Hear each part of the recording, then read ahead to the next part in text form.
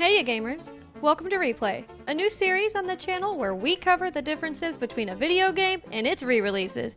I'm your host, Ginge Ripper, and what a better way to kick off our new show than with an all-time classic, Super Mario World. In this episode, we're covering the original Super Mario World on the SNES, its remaster in Super Mario All-Stars, and its remake on the Game Boy Advance, Super Mario Advance 2. For the remainder of this video, I'll be referring to them as Mario 1, 2, and 3 in order of release. There's only one difference between Mario 1 and 2, so we might as well get it out of the way now. Luigi's sprite was changed in Mario 2 to distinguish him from Mario. Luigi has a different model in all three games. In Mario 1, Luigi is a recolored Mario. In 2, he is lengthier, but has the same color palette. And in 3, Luigi was remodeled, yet again, though he is still the same height as All-Stars Luigi. Even small Luigi's sprites are different between games. All the sprites in Mario 3 are lighter. This was probably done to make everything easier to see, as the original Game Boy Advance didn't have a backlight. And here's a bonus fact for you guys. In Super Mario Maker 2, Luigi's Super Mario World sprite is a mixture of his sprites in 1 and 2 with a pinker skin tone.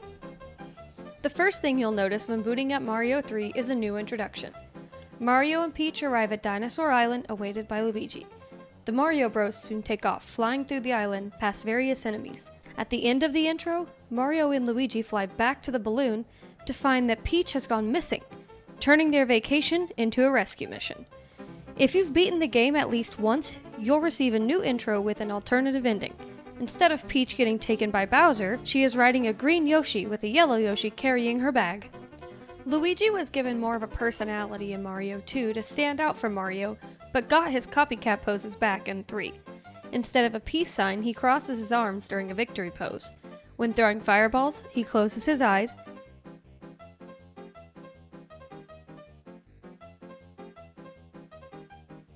And when Castle 5 explodes, Luigi is annoyed instead of surprised. And speaking of castles, the dialogue at the end of each one is different in Mario 3. In 1 and 2, they exclusively refer to Mario even when Luigi beats a castle. In 3, they refer to both Mario and Luigi, finally giving our boy some love.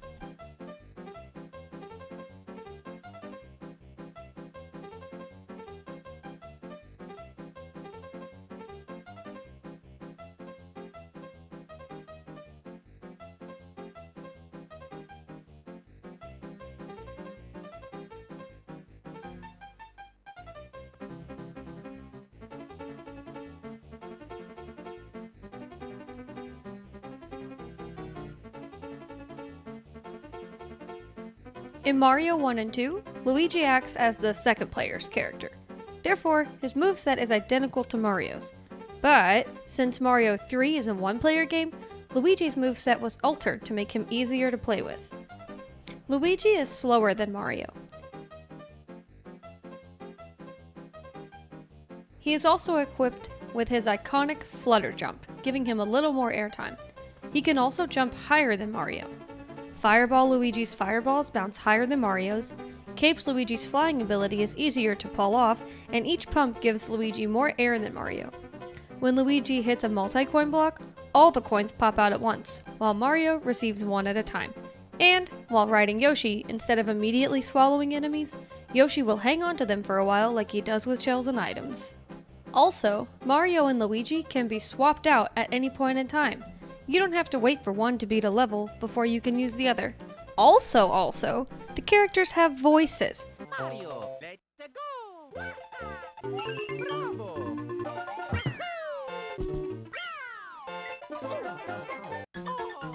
Mamma mia! Just what I needed! Lucky! Lucky me! Bravo, Mario! Luigi, let's go! Bravo! Hey! Mamma mia! Just what I needed! Lucky Luigi! Bravo Luigi! Yoshi received a few changes himself in Mario 3. Yoshi's arms in both 1 and 2 are orange, but in 3, all the Yoshi's arms match their skin. In Mario 1 and 2, you can only obtain colored Yoshis through Star Road in their respective levels. If you lose your colored Yoshi, you have to go back to Star Road to obtain another one.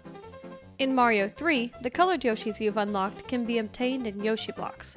If you hit a block as Small Mario or Super Mario, you'll get a random color. If you hit one as Fireball Mario, your Yoshi will always be red. And if you hit one as Caped Mario, your Yoshi will always be blue. In Mario 1 and 2, if you grab a wing power-up with Yoshi, he will turn blue and take you to a special area. This will happen with all 4 colors. However, in Mario 3, the Yoshis don't change color. Also, Yoshi can't eat 1-ups in Mario 1 and 2 like he can in 3. In the post-credit scenes of Mario 1 and 2, all 4 big Yoshis have red tongues. In 3, the blue and green Yoshi's tongues are the same color as their skin. There are a couple other characters I noticed with different color palettes. There's a Big Boo boss at the end of Donut's secret house. In Mario 1 and 2, he's blue, but in 3, he's gray. Throughout all 3 games, Dry Bones have red shoes, but in the credits of 1 and 2, they have blue shoes. This was fixed in 3.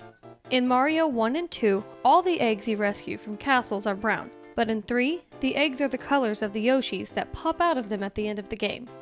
During the credits of 1 and 2, the player who defeated Bowser is seen taking the princess and the eggs back to Yoshi's house. In 3, both Mario and Luigi escort the eggs, with the character that defeated Bowser leading the way. There's also an updated end screen in Mario World 3. There's an autumn theme you can unlock for the overworld along with some new enemies. In Mario 1 and 2, you unlock the theme by beating all the special stages in Star Road. In Mario 3, you obtain the theme by finding all the exits in each of the levels. You also get a neat little cutscene in 3 as a reward for your hard work. Also, in 3, the introduction swaps to the autumn theme after you've unlocked it. The autumn enemies have their own names, different from their initial counterparts. In Mario 1 and 2, if you beat Bowser after unlocking the theme, the names of the autumn enemies will replace the names of the original enemies in the credits. However, Mario 3 keeps the names of the original enemies. Also, in the autumn credits for Mario 1 and 2, they forgot to replace Pokey with his autumn counterpart. This was fixed in 3. There are at least 5 dragon coins in each level. If you collect all 5, you'll get a 1-up. In Mario 1 and 2, you aren't rewarded for collecting all the dragon coins in the game. In the 80s and 90s, bragging rights were good enough. But, if you collect all the dragon coins in Mario 3, you'll get another cutscene and all the dragon coins will be replaced with Peach coins that can be collected more than once.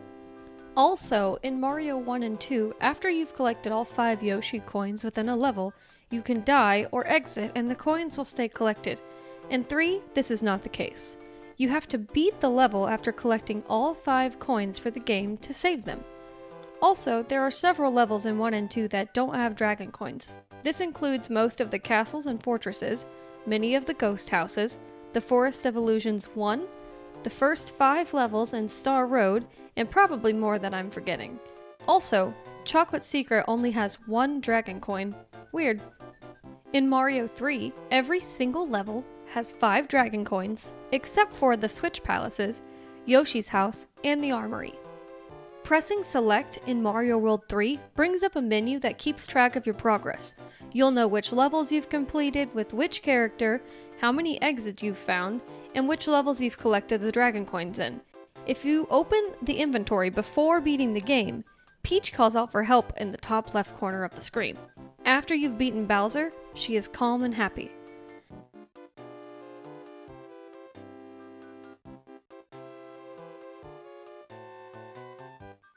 Getting back to the Armory. This level is officially called the Top Secret Area, but also goes by the Armory, since it's full of power-ups and a Yoshi. In 1 and 2, the Armory is simply a dot on the screen, like the other levels.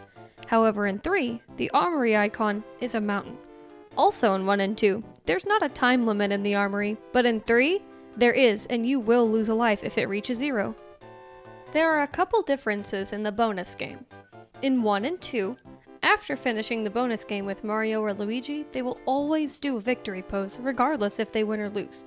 In 3, they only do a victory pose if they win, and do a sad pose if they lose.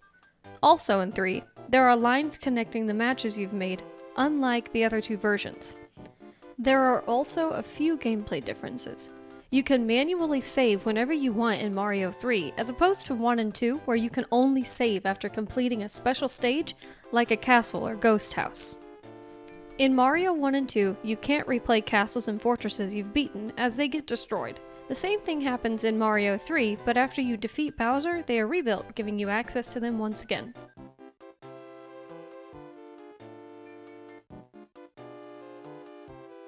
Also, in Mario 1 and 2, after taking damage, you revert back to Small Mario regardless of the power-up you're using.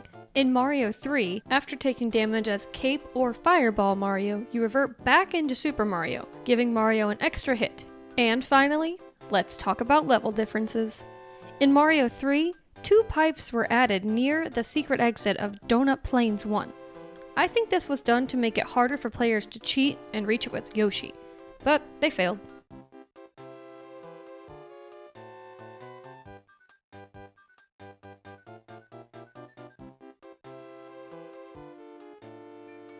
Another altered secret exit can be found in Star World 2. In Mario 3, the exit is found in a pit, while the exit is up against a wall in 1 and 2.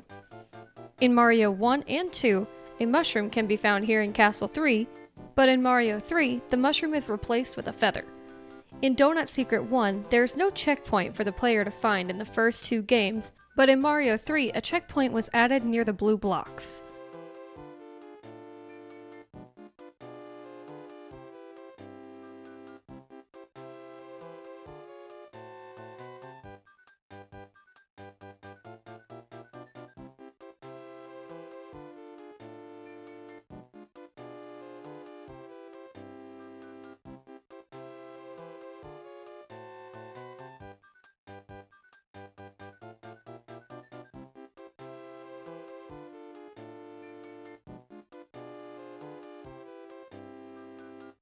And those were all the differences I found between the Super Mario World games. Know something I don't? Which version is your favorite? Let me know in the comments below. Thank you all so much for watching and keep on gaming. Hey, I hope you enjoyed the video. Everyone worked so hard on it. A big thank you to my friend Brookes for designing the logo for Replay. He's worked with me on the channel before and has done a terrific job. Another big thank you to my friend Silver for drawing the thumbnail and illustrations for Ginge, another artist who has done terrific work for me in the past. She was really excited to work on the drawings. She had a lot of fun and has agreed to be the official illustrator for Ginge going forward. There are links to both Brookes and Silver's YouTube channels in the description. Check them out if you're interested. And last but not least, a huge thank you to my friend Trinity for agreeing to be the official voice actor for Ginge. She had a lot of fun voicing the character, and I can't wait to see how she develops Ginger's personality going forward. Thank you all so much for watching, and keep on gaming.